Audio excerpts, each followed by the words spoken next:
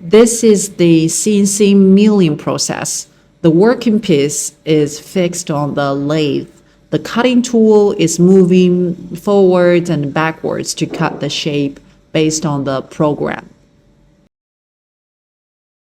It's a machining process that utilizes computerized controls to manage the movement and operation of multi-point rotary cutting tools.